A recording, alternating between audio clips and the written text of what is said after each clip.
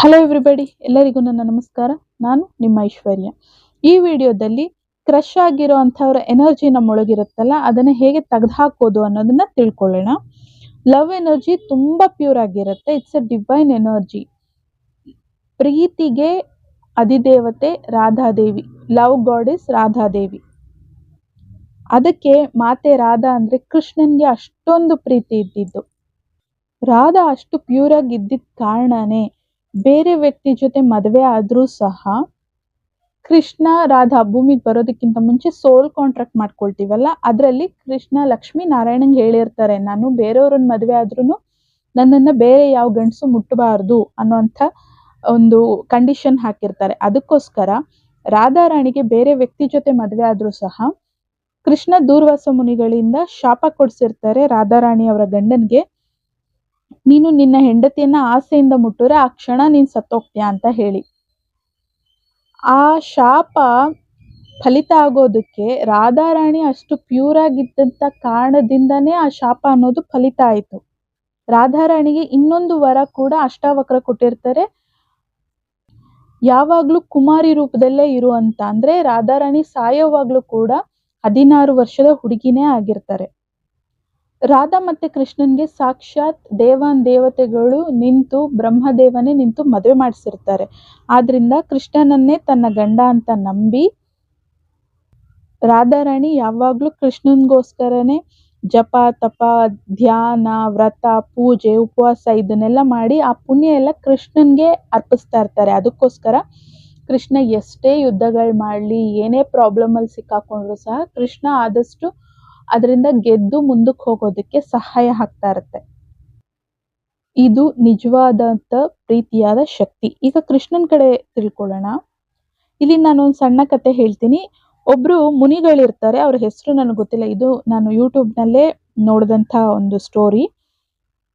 ಅವರು ವ್ರತ ಮಾಡ್ತಾ ಇರ್ತಾರೆ, ಉಪವಾಸದ ಊಟನ ಕೃಷ್ಣನ್ ಮನೆಯಿಂದ ಕಳಿಸ್ಬೇಕು. ಯಮುನಾ ನದಿ ಇರುತ್ತೆ, ಆ ಕಡೆ ತಪಸ್ ಮಾಡ್ತಾ ಇರ್ತಾರೆ ಆ ಮುನಿಗಳು. ಸೊ ಕೃಷ್ಣನ ಅರಮನೆಯಿಂದ ಹೋಗ್ಬೇಕಾಗತ್ತೆ, ನದಿ ದಾಟೋದಕ್ಕೆ ಏನು ಜಾಗ ಇರಲ್ಲ. ಅದಕ್ಕೋಸ್ಕರ ನದಿ ಅಡ್ಡ ಇದೆ, ಕೃಷ್ಣ ಹೇಗ್ ಹೋಗೋದು ಅಂತ ಕೇಳಿದಾಗ ಕೃಷ್ಣ ನಿತ್ಯ ಬ್ರಹ್ಮಚಾರಿ ಆಗಿದ್ರೆ ಯಮುನಾ ನದಿ ನನಗ್ ದಾರಿ ಕೊಡ್ಲಿ ಅಂತ ಕೇಳು ಅಂತ ಹೇಳಿರ್ತಾರೆ. ಸೊ ಯಮುನಾ ನದಿ ಹತ್ರ ಹೋಗಿ ಅವ್ರು ಹಾಗೆ ಹೇಳ್ತಾರೆ, ಕೃಷ್ಣ ನಿತ್ಯ ಬ್ರಹ್ಮಚಾರಿ ಆಗಿದ್ರೆ ಯಮುನಾ ನದಿ ನನಗ್ ದಾರಿ ಕೊಡ್ಲಿ ಅಂತ. ಯಮುನಾ ನದಿ ದಾರಿ ಕೊಡ್ತಾರೆ, ಈ ಕಡೆಯಿಂದ ಆ ಕಡೆ ಹೋಗ್ತಾರೆ ಅಂಡ್ ಅಲ್ಲಿ ಅವ್ರಿಗೆ ಊಟ ಕೊಡ್ತಾರೆ. ಮತ್ತೆ ಬರ್ಬೇಕಾದ್ರೇನು ನದಿ ದಾಟ್ಬೇಕಾಗತ್ತಲ್ಲ, ಅವಾಗ ಏನ್ ಹೇಳ್ಬೇಕು ಅಂತ ಕೇಳಿದಾಗ ಮುನಿಗಳನ್ನ ಕೇಳ್ತಾರೆ. ಮುನಿ ಹೇಳ್ತಾರೆ, ಈ ಮುನಿ ನಿತ್ಯ ಉಪವಾಸ ಮಾಡ್ತಾ ಇದ್ರೆ ನದಿ ನನಗ್ ದಾರಿ ಕೊಡ್ಲಿ ಅಂತ ಹೇಳಿ ಅವಾಗ್ಲೂ ದಾರಿ ಕೊಡುತ್ತೆ. ಆಗ ಕೃಷ್ಣನ ಹತ್ರ ಸೇರ್ಕೊಳ್ತಾರೆ ಅವರು. ಆಗ ಆಶ್ಚರ್ಯ ಆಗುತ್ತೆ ಅವ್ರಿಗೆ, ಇವರು ಕೃಷ್ಣ ಇಷ್ಟು ಜನನ್ ಮದ್ವೆ ಆಗಿದ್ದಾರೆ, ಮಕ್ಕಳಾಗಿದೆ, ನಾವೇ ಸಾಕ್ಷಿ ಇದೀವಿ, ಅವ್ರು ನಮ್ ಕಣ್ ಮುಂದೆನು ಊಟ ಮಾಡಿದ್ರು ಆ ಮುನಿಗಳು, ಅವ್ರು ಹೆಂಗ್ ನಿತ್ಯ ಉಪವಾಸ ಆಗ್ತಾರೆ, ಇವ್ರು ನಿತ್ಯ ಬ್ರಹ್ಮಚಾರಿ ಹೆಂಗ್ ಆಗ್ತಾರೆ ಅಂತ ಕೇಳ್ತಾರೆ.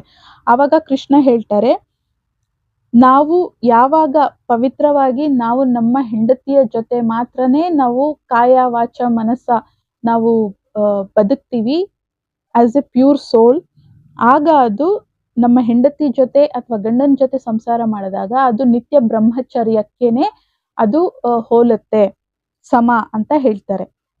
ಮತ್ತೆ ಊಟ ಮಾಡ್ಬೇಕಾದ್ರೆ ನಾವು ಏನ್ ತಿನ್ಬೇಕು ಅನ್ನೋಂಥದ್ದು ನಮಗ್ ಗೊತ್ತಿದ್ದು ಸರಿಯಾದ ರೀತಿಯಲ್ಲಿ ನಾವು ಊಟ ಮಾಡಿದಾಗ ಅದು ನಿತ್ಯ ಉಪವಾಸಕ್ಕೆ, ಅಂದ್ರೆ ನಮ್ಮ ಆರೋಗ್ಯನ ಹೆಚ್ಚಿಸೋದಕ್ಕೆ ಕಾರಣ ಆಗುತ್ತೆ. ಅದಕ್ಕೆ ಅದು ನಿತ್ಯ ಉಪವಾಸಕ್ಕೆ ಸಮ ಅಂತ ಕೃಷ್ಣ ಹೇಳ್ತಾರೆ. ಕೃಷ್ಣ ದೇಹವಾಗಿ ಬೇರೆ ಎಷ್ಟೇ ಹೆಂಗಸರನ್ನ ಮದುವೆ ಆದ್ರೂ ಸಹ ಅವರು ರಾಧಾನೇ, ಈಕೆ ನನ್ನ ಹೆಂಡತಿ ರಾಧಾ ಅಂತ ಅನ್ಕೊಂಡೇ ಅವ್ರು ಸಂಸಾರ ಮಾಡೋದ್ರಿಂದ ಕೃಷ್ಣ ಕೂಡ ಅಷ್ಟು ಪ್ಯೂರ್ ಆಗಿರೋದಕ್ಕೆ ಸಾಧ್ಯ ಆಯ್ತು. ಕೃಷ್ಣ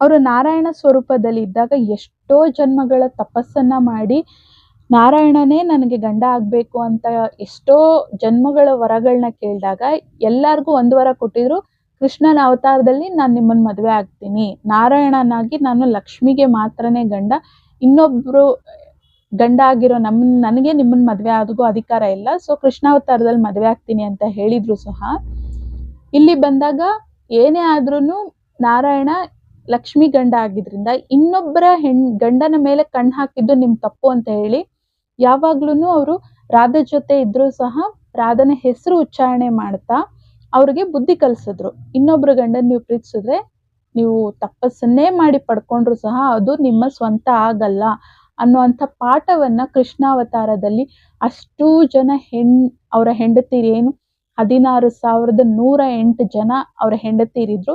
ಅವ್ರಿಗೆಲ್ಲರಿಗೂ ಈ ಬುದ್ಧಿಯನ್ನ ಕಲಿಸಿದ್ರು. ಅದಕ್ಕೆ ಭಗವಂತನ ಲೀಲೆ, ಕೃಷ್ಣ ಮಾಯೆ, ವಿಷ್ಣು ಮಾಯೆ, ಕೃಷ್ಣ ಲೀಲಾ, ಶಿವಲೀಲಾ ಅಂತ ಭಗವಂತನ ಏನೇನೋ ಲೀಲೆಗಳಿರುತ್ತೆ. ಅದೆಲ್ಲ ಅರ್ಥ ಮಾಡ್ಕೊಳ್ಳೋದು ತುಂಬಾ ಕಷ್ಟ ಕೂಡ. ಬಟ್ ಅರ್ಥ ಮಾಡ್ಕೊಂಡಾಗ ಓ ಭಗವಂತ ಇಷ್ಟು ಪ್ಯೂರ್ ಅನ್ನೋದು ಕೂಡ ನಮಗೆ ಗೊತ್ತಾಗತ್ತೆ.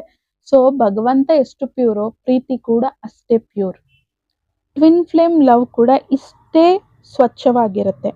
ಸೊ ಅಷ್ಟು ಸ್ವಚ್ಛವಾಗಿ ಪ್ರೀತಿಸುವಂತ ವ್ಯಕ್ತಿ ನಮಗ್ ಸಿಗ್ಬೇಕು ಅಂತ ಅನ್ಕೊಂಡ್ರೆ ನಾವು ಕೂಡ ಅಷ್ಟೇ ಪ್ಯೂರ್ ಆಗಿರ್ಬೇಕಲ್ವಾ.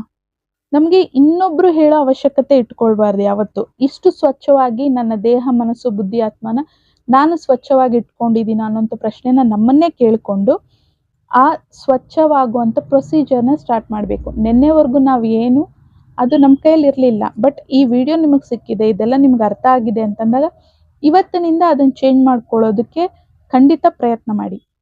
ನಾವು ಯಾವಾಗ ಆ ಪ್ಯೂರ್ ಲವ್ ಫ್ರೀಕ್ವೆನ್ಸಿಯಲ್ಲಿ ನಾವು ವೈಬ್ರೇಟ್ ಆಗೋದಕ್ಕೆ ಸ್ಟಾರ್ಟ್ ಮಾಡ್ತೀವಿ, ನಮ್ಮ ಆ ಟ್ವಿನ್ ಫ್ಲೇಮ್ನ ನಾವು ನಮ್ಮ ಲೈಫ್ನಲ್ಲಿ ಅಟ್ರಾಕ್ಟ್ ಮಾಡೋದಕ್ಕೆ ನಮಗೆ ಸಹಾಯ ಮಾಡುತ್ತೆ. ಈಗ ಈ ಪ್ರೊಸೀಜರ್ ಎಷ್ಟು ಸಿಂಪಲ್ ಅನ್ನೋದನ್ನ ನಾನು ಹೇಳ್ತೀನಿ, ಅದಕ್ಕೆ ತಕ್ಕ ಹಾಗೆ ಮಾಡಿ. ಇದು ನನಗೆ ಯಾರು ಹೇಳ್ಕೊಟ್ಟಿದ್ದಲ್ಲ, ನನ್ನ ಧ್ಯಾನದಲ್ಲಿ ನಾನೇ ತಿಳ್ಕೊಂಡಂಥದ್ದು. ಇನ್ನು ನನ್ನ ಸ್ಟೋರಿ ಹೇಳಬೇಕು ಅಂದರೆ ಚಿಕ್ಕ ವಯಸ್ಸಿಂದ ನನಗೆ ಪಿಕ್ಚರು ಧಾರಾವಾಹಿ ಇದೆಲ್ಲ ತುಂಬ ನೋಡ್ತಾ ಇದ್ದೆ. ಪಿಕ್ಚರ್ ಹೀರೋಗಳು ಬರ್ಬೇಕಾದ್ರೆ ಅವ್ರ ಹೀರೋಯಿನ್ ಜೊತೆ ಅಷ್ಟು ಪ್ರೀತಿಯಿಂದ ನಡ್ಕೊಳ್ಳೋ ರೀತಿ ನೋಡ್ಬಿಟ್ಟು ನನಗೂ ನನ್ನ ಗಂಡನಲ್ಲಿ ಈ ರೀತಿ ಕ್ವಾಲಿಟಿಗಳಿರಬೇಕು ಅನ್ನೋಂಥದ್ದೆಲ್ಲೋ ಆಸೆ ಇರೋದು.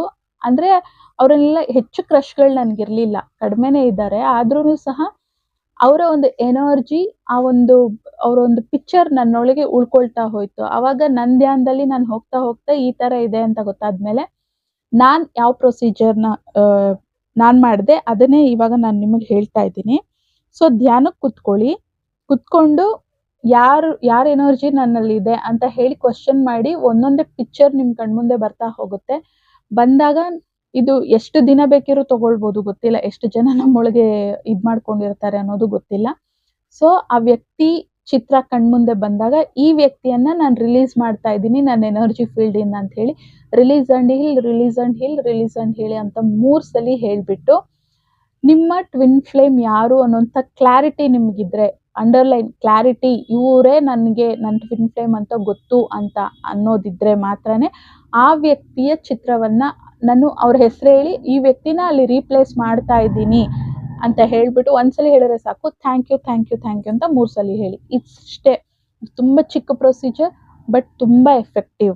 ಮತ್ತೆ ನಿಮಗೆ ನಿಮ್ಮ ಟ್ವಿನ್ ಫ್ಲೇಮ್ ಯಾರು ಅನ್ನೋ ಕ್ಲಾರಿಟಿ ಇದ್ರೆ ಮಾತ್ರನೇ ಆ ವ್ಯಕ್ತಿ ಪಿಕ್ಚರ್ ಅಥವಾ ಹೆಸರನ್ನ ನೀವು ಜ್ಞಾಪಿಸ್ಕೊಂಡು ರೀಪ್ಲೇಸ್ ಮಾಡಿ.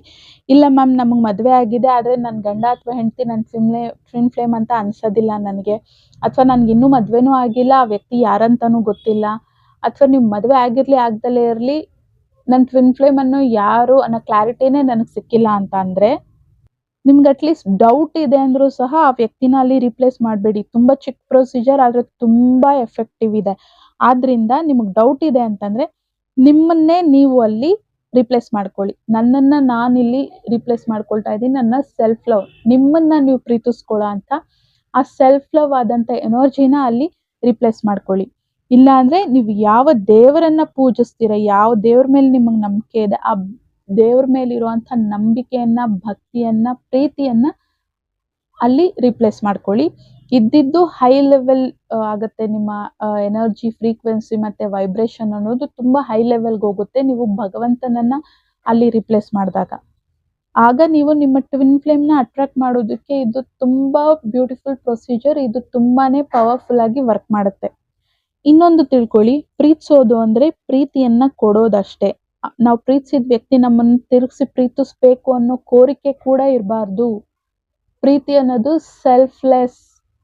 ಅಲ್ಲಿ ನಾನು ಪ್ರೀತಿಸ್ತಾ ಇದ್ದೀನಿ, ಅವ್ರು ನನ್ನನ್ನು ಪ್ರೀತಿಸ್ಬೇಕು ಅನ್ನೋ ಆಸೆ ಕೂಡ ನನಗಿಲ್ಲ ಅಂತಂದಾಗ ಫ್ರೀಕ್ವೆನ್ಸಿ ತುಂಬ ಹೈ ಆಗಿಬಿಡುತ್ತೆ. ಆಗ ನಾವು ಯಾರನ್ನು ಪ್ರೀತಿಸ್ತೀವಿ ಅವರು ಈಸಿಲಿ ನಮ್ಗೆ ಅಟ್ರಾಕ್ಟ್ ಆಗ್ತಾರೆ. ಸೆಲ್ಫ್ ಲವ್ ಅನ್ನೋದು ತುಂಬಾ ಮುಖ್ಯ. ನಮ್ಮನ್ನು ನಾವು ಪ್ರೀತಿಸ್ಕೊಂಡಾಗ ಏನಾಗತ್ತೆ ಅನ್ನೋವಂಥದ್ದು ಹೇಳ್ತಾ ಇದ್ದೀನಿ. ನಮ್ಮನ್ನ ನಾವು ಪ್ರೀತಿಸ್ಕೊಂಡಾಗ ನಾವು ಪ್ರೀತಿಯಿಂದ ತುಂಬ ಹೋಗ್ಬಿಡ್ತೀವಿ, ನಾವೇ ಪ್ರೀತಿಯಾಗಿ ಬದಲಾಗ್ಬಿಡ್ತೀವಿ. ಆ ಪ್ರೀತಿ ನಮ್ಮಿಂದ ಉಕ್ಕಿ ಹರಿತಾ ಹೋಗುತ್ತೆ. ನಾವಾದ್ಮೇಲೆ ನನ್ನ ಕುಟುಂಬ, ಬೆಂಗಳೂರು, ಕರ್ನಾಟಕ, ನಮ್ಮ ದೇಶ, ಇಡೀ ನಮ್ಮ ಭೂಮಿ, ಇಡೀ ಈ ಸಂಪೂರ್ಣ ವಿಶ್ವಕ್ಕೆ ನಮ್ಮ ಪ್ರೀತಿ ಅನ್ನೋದು ಹರಡುತ್ತೆ. ಸೆಲ್ಫ್ ಲವ್ ಯಾವಾಗಲೂ ಹಾಗೆ ಹರಡುತ್ತೆ. ಆಗ ಇಡೀ ವಿಶ್ವವನ್ನೇ ನಾವು ಪ್ರೀತಿಸೋಷ್ಟು ಲೆವೆಲ್ಗೆ ನಮ್ಮ ಫ್ರೀಕ್ವೆನ್ಸಿ ಅನ್ನೋದು ಹೈ ಆದ್ಮೇಲೆ ನಮ್ಮನ್ನ ಮಾತ್ರನೇ ಪ್ರೀತಿಸೋ ನಮ್ಮದೇ ಒಂದು ಭಾಗ ಆಗಿರೋ ನಮ್ಮ ಟ್ವಿನ್ ಫ್ಲೇಮ್ನ ನಮ್ಮ ಕಡೆ ಅಟ್ರಾಕ್ಟ್ ಮಾಡೋದು ಎಷ್ಟು ಈಸಿ ಪ್ರೊಸೀಜರ್ ಆಲ್ರೆಡಿ ಆಗೋಗಿರತ್ತೆ ಅನ್ನೋಂಥದ್ದನ್ನ ತಿಳ್ಕೊಳ್ಳಿ. ಸೊ ನಿಮ್ಮನ್ನ ನೀವು ಪ್ರೀತಿಸ್ಕೊಳ್ಳಿ. ಪ್ರತಿಯೊಂದನ್ನು ಇನ್ ಡೀಟೇಲ್ ಮೆಡಿಟೇಷನ್ ಮಾಡಿ, ಮೆಡಿಟೇಷನಲ್ಲಿ ಕುತ್ಕೊಂಡು ಪ್ರತಿಯೊಂದನ್ನು ಇನ್ ಡೀಟೇಲ್ ಈ ಥರ ತಿಳ್ಕೊಳ್ಳಿ, ಅರ್ಥ ಮಾಡ್ಕೊಳ್ಳಿ. ಆಗ ನಿಜವಾಗ್ಲೂ ಟ್ವಿನ್ ಫ್ಲೇಮ್ ಲವ್ ಸಕ್ಸಸ್ ಆಗುವಂಥ ಚಾನ್ಸಸ್ ತುಂಬ ಜಾಸ್ತಿ ಆಗ್ಬಿಡುತ್ತೆ. ಯಾವಾಗಲೂ ಹೇಳೋ ಥರ ನಿಮ್ಮ ಎಲ್ಲ ಕ್ವಶನ್ಗೆ ಆನ್ಸರ್, ಎಲ್ಲ ಪ್ರಾಬ್ಲಮ್ಗೆ ಸೊಲ್ಯೂಷನ್ ಮೆಡಿಟೇಷನಲ್ಲಿ ಸಿಗುತ್ತೆ. ಮೆಡಿಟೇಷನ್ ದಯವಿಟ್ಟು ಮಾಡಿ. ಸೊ ಈ ವಿಡಿಯೋನ ಅವಶ್ಯಕತೆ ಯಾರಿಗಿದೆ ಅವ್ರಿಗೆ ಶೇರ್ ಮಾಡಿ. ನೆಕ್ಸ್ಟ್ ವಿಡಿಯೋದಲ್ಲಿ ಮೀಟ್ ಆಗೋಣ. ಅಲ್ಲಿವರೆಗೂ keep smiling, take care, because we are all born for a reason. Thank you and love you all.